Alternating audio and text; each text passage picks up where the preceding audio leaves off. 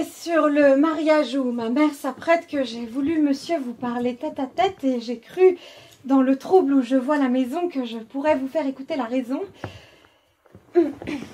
Je sais qu'avec mes vœux, vous me jugez capable de vous porter en dot un bien considérable, mais l'argent, dont on voit tant de gens faire cas, pour un vrai philosophe a d'indignes appas, et le mépris du bien et des grandeurs frivoles ne doit point éclater dans vos seules paroles. Aussi n'est-ce point là ce qui me charme en vous, et vos brillants attraits, vos yeux perçants et doux, votre grâce et votre air sont les biens, les richesses qui vous ont attiré, mes vœux et mes tendresses. C'est de ces seuls trésors que je suis amoureux. Je suis fort redevable à vos feux généreux, cet obligeant amour a de quoi me confondre, et j'ai regret, monsieur, de n'y pouvoir répondre. Je vous estime, autant qu'on saurait estimer, mais je trouve un obstacle à vous pouvoir aimer. Un cœur, vous le savez, à deux ne saurait être, et je sens que du mien clitendre c'est fait. Maître, je sais qu'il a bien moins de mérite que vous, que j'ai de méchants yeux pour le choix d'un époux, que par 100 beaux talents vous devriez me plaire. Je vois bien que j'ai tort. Mais je n'y puis que faire, et tout ce que sur moi peut le raisonnement, c'est de me vouloir mal d'un tel aveuglement. Le don de votre main où l'on me fait prétendre me livrera à ce cœur que possède Clitandre, et par 1000 doux soins j'ai lieu de présumer que je pourrais trouver l'art de me faire aimer. Non. À ces premiers vœux, mon âme est attachée, et ne peut de vos soins, monsieur, être touchée.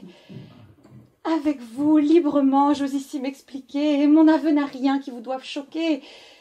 Cette amoureuse ardeur qui dans les cœurs s'excite n'est point, comme l'on sait, un effet du mérite. Le caprice y prend part, et quand quelqu'un nous plaît souvent, nous avons peine à dire pourquoi c'est. Si l'on aimait, monsieur, par choix et par sagesse, vous auriez tout mon cœur et toute ma tendresse. Mais l'on voit que l'amour se gouverne autrement. Laissez-moi, je vous prie, à mon aveuglement, et ne vous servez point de cette violence que pour vous on veut faire à mon obéissance. Quand on est honnête homme, on ne veut rien devoir à ce que des parents ont sur nous de pouvoir. On répugne à se faire immoler ce qu'on aime, et l'on veut n'obtenir un cœur que de lui-même. Ne poussez point ma mère à vouloir par son choix exercer sur mes vœux la rigueur de ses droits. Ôtez-moi votre amour, et portez à quelque autre les hommages d'un cœur aussi cher que le vôtre. Le moyen que ce cœur puisse vous contenter, imposez-lui des lois qu'il puisse exécuter. De ne vous point aimer peut-il être capable, à moins que vous cessiez, madame, d'être aimable et d'étaler aux yeux les célestes appas. Monsieur, laissons là ce galimatia. Vous avez tant d'Iris, de Phyllis, d'Amarante que partout dans vos vers vous peignez si charmante, et pour qui vous jurez tant d'amoureuses ardeurs. C'est mon esprit qui parle, et ce n'est pas mon cœur. D'elle, on ne me voit amoureux qu'en poète, mais j'aime tout de bon l'adorable Henriette. Oh, de grâce, monsieur. Si c'est vous offenser, mon offense envers vous n'est pas prête à cesser. Cette ardeur, jusqu'ici de vos yeux ignorés, vous consacre des vœux d'éternelle durée. Rien n'en peut arrêter les aimables transports. Et bien que vos beautés condamnent mes efforts, je ne puis refuser le secours d'une mère qui prétend couronner une flamme si chère. Et pourvu que j'obtienne un bonheur si charmant, pourvu que je vous ai, il n'importe comment. Mais savez-vous qu'on risque un peu plus qu'on ne pense à vouloir sur un cœur user de violence, et qu'il ne fait pas bien sûr, à vous le trancher net, d'épouser une fille en dépit qu'elle en est, et qu'elle peut aller en se voyant contraindre à des ressentiments que le mari doit craindre? Un tel discours n'a rien dont je sois altéré. À tous événements, le sage est préparé. Ah, mais... Guéri par la raison des faiblesses vulgaires, il se met au-dessus de ces sortes d'affaires et n'a garde de prendre aucune ombre d'ennui de tout ce qui n'est pas pour dépendre de lui. En vérité, monsieur, je suis de vous ravie. Et je ne pensais pas que la philosophie fût si belle qu'elle est d'instruire ainsi les gens à porter constamment de pareils accidents. Cette fermeté d'âme à vous si singulière mérite qu'on lui donne une illustre matière et digne de trouver qui prenne avec amour les soins continuels de le mettre en son jour. Et comme à dire vrai, je n'oserais me croire bien propre à lui donner tout l'éclat de sa gloire. Je le laisse à quelque autre, et vous jure, entre nous, que je renonce au bien de vous voir mon époux. Nous allons voir bientôt comment ira l'affaire, et l'on a là-dedans fait venir le notaire.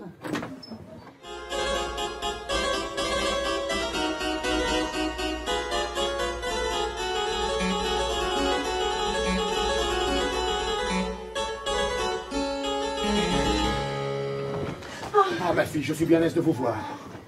Allons, venez-vous en faire votre devoir et soumettre vos vœux aux volontés d'un père. Je veux apprendre à vivre à votre mère. Et pour la mieux braver, voilà, malgré ses dents, Martine que j'amène et rétablit Séan. Oh, vos résolutions sont dignes de louange. Gardez que cette humeur, mon père, ne vous change. Soyez ferme à vouloir ce que vous souhaitez et ne vous laissez point séduire à vos bontés. Ne vous relâchez pas et faites bien en sorte d'empêcher que sur vous ma mère ne l'emporte. Comment? Me prenez-vous ici pour un bonnet? M'en préserve le ciel. Suis-je un fat, s'il vous plaît? Je ne dis pas cela. Me croit-on incapable des fermes sentiments d'un homme raisonnable? Non, mon père. Est-ce donc qu'à l'âge où je me vois, je n'aurai pas l'esprit d'être maître chez moi? Si, fait. Et que j'aurai cette faiblesse d'âme de me laisser mener par le nez à ma femme? Ah non, mon père. Ouais, qu'est-ce donc que ceci? Je vous trouve plaisante à me parler ainsi. Si je vous ai choqué, ce n'est pas mon envie. Ma volonté séant doit être en tout suivie. Fort bien, mon père. Aucun, hors moi dans la maison, n'a droit de commander. Oui, vous avez raison. C'est moi qui tiens le rang de chef de la famille. D'accord. C'est moi qui dois disposer de ma fille. Oh oui. Le ciel me donne un plein pouvoir sur vous. Qui vous dit le contraire? Et pour prendre un époux, je vous ferai bien voir que c'est à votre père qu'il faut obéir, non pas à votre mère. Hélas, vous flattez là le plus doux de mes vœux. Veuillez être obéi, c'est tout ce que je veux. Nous verrons si ma femme a mes désirs rebelles. La voici qui conduit à notaire avec elle. Oh, secondez-moi bien tous. Laissez-moi, j'aurai soin de vous encourager s'il en est besoin.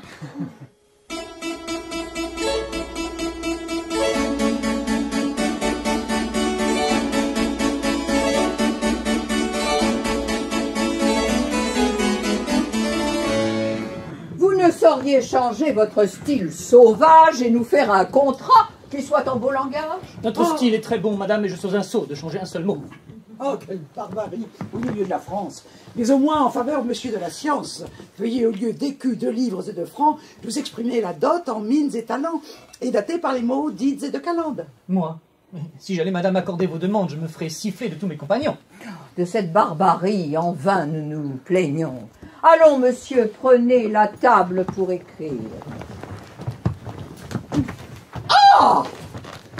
Oh! Cette impudente ose encore se produire?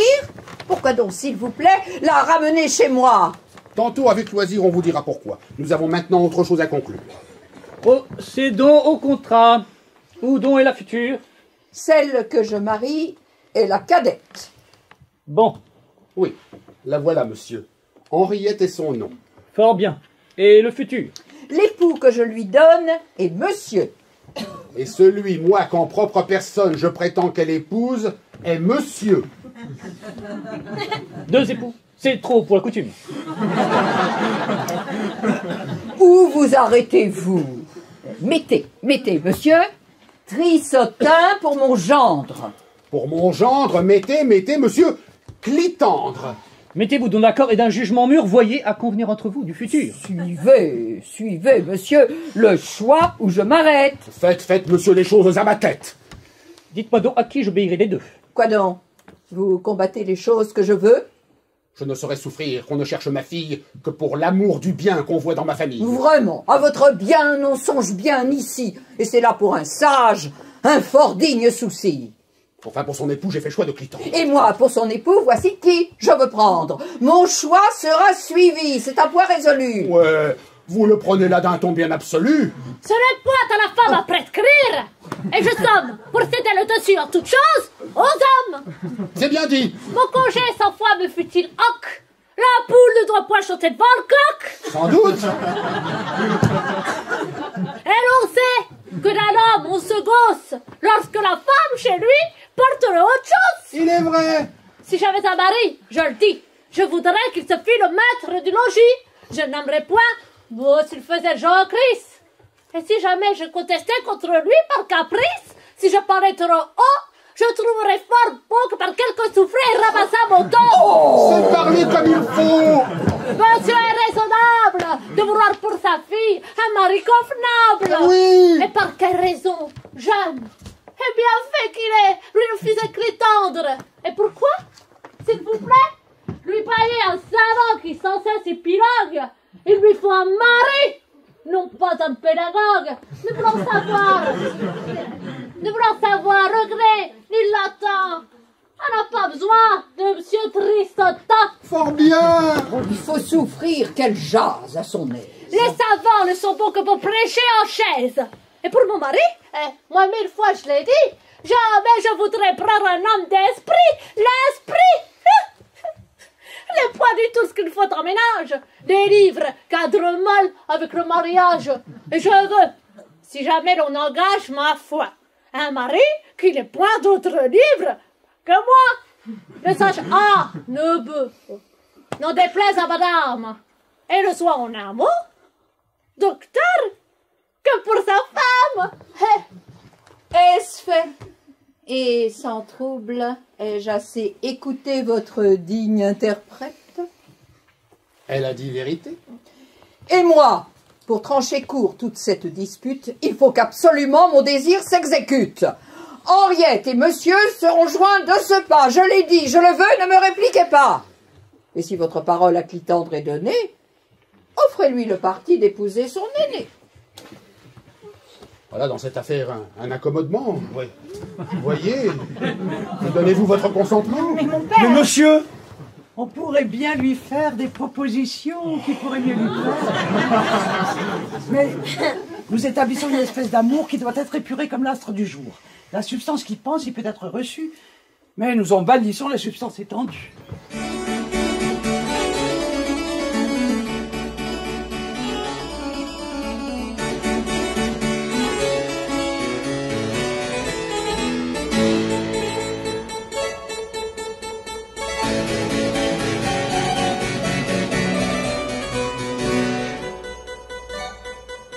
Je regrette de troubler un mystère joyeux par le chagrin qu'il faut que j'apporte au Seigneur. Ces 2 lettres me font porteur de 2 nouvelles, dont j'ai senti pour vous les atteintes cruelles. L'une, pour vous, me vient de votre procureur. L'autre, pour vous, me vient de Lyon. Quel malheur digne de nous troubler, peut-on bien nous prescrire? Cette lettre en contient un que vous pouvez lire.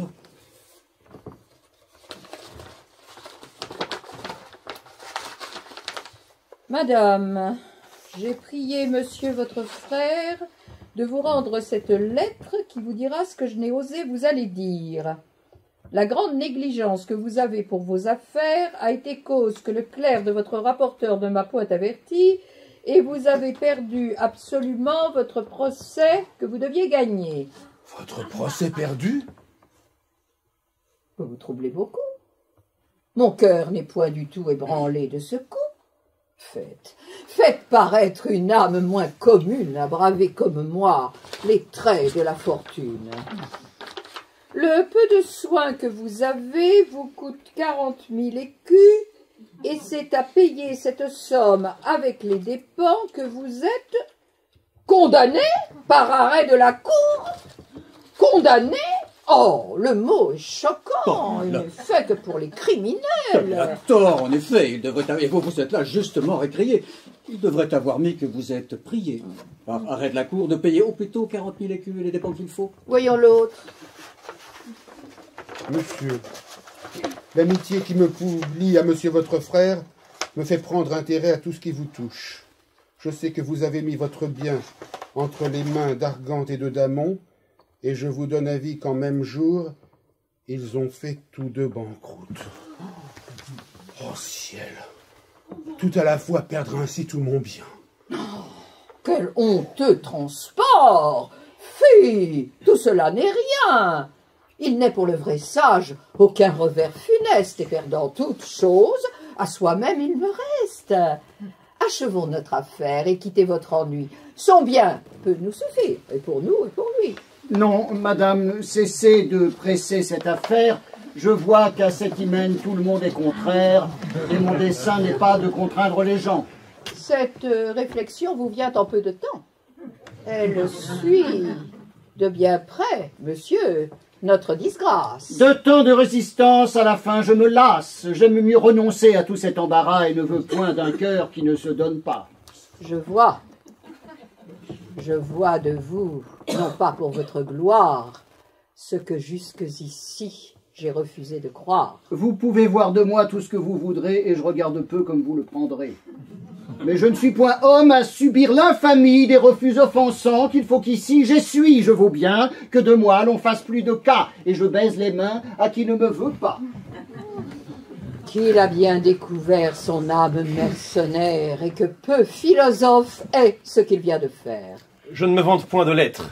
Mais enfin, je m'attache, madame, à tout votre destin, et j'ose vous offrir avec ma personne ce qu'on sait que de bien la fortune me donne.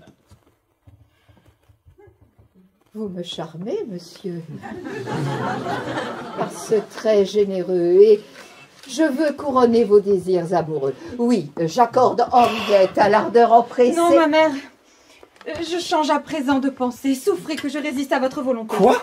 Vous vous opposez à ma félicité? Et lorsqu'à mon amour, je vois chacun se rendre. Je sais le peu de bien que vous avez, Clitandre, et je vous ai toujours souhaité pour époux lorsqu'en satisfaisant à mes vœux les plus doux, j'ai vu que mon hymen ajustait vos affaires. Mais lorsque nous avons les destins si contraires, je vous chéris assez dans cette extrémité pour ne vous charger point de notre adversité. Tout destin avec vous me peut être agréable, tout destin sans vous serait insupportable. L'amour dans son transport parle toujours ainsi. Des retours importuns, évitons le souci, rien n'use tant l'ardeur de ce nœud qui nous lie que les fâcheux besoins des choses de la vie, et l'on en vient souvent à s'accuser tous deux de tous les noirs chagrins qui suivent de tels feux. N'est-ce que le motif que nous venons d'entendre qui vous fait résister à l'hymen de Clitandre? Sans cela, vous verriez tout mon cœur y courir, et je ne fuis sa main que pour le trop chérir. Laissez-vous donc lier par des chaînes si belles. Je ne vous ai porté que de fausses nouvelles. Et c'est un stratagème, un surprenant secours que j'ai voulu tenter pour servir vos amours. Pour détromper ma sœur et lui faire connaître ce que son philosophe à l'essai pouvait être. J'en ai la joie au cœur par le chagrin qu'aura ce large déserteur. Voilà le châtiment de sa basse avarice, de voir qu'avec éclat cet hymen s'accomplisse. Oh, je savais bien, moi, que vous l'épouseriez. Ainsi donc, à leur vœu, vous me sacrifiez. Ça ne sera point vous que je leur sacrifie. Et vous avez l'appui de la philosophie pour voir d'un œil content couronner leur ardeur. Qu'ils prennent garde au moins que je suis dans son cœur. Par un prompt désespoir, souvent on se marie qu'on s'en repent après tout le temps de sa vie. Allons, monsieur, suivez l'ordre que j'ai prescrit et faites le contrat ainsi que je l'ai dit.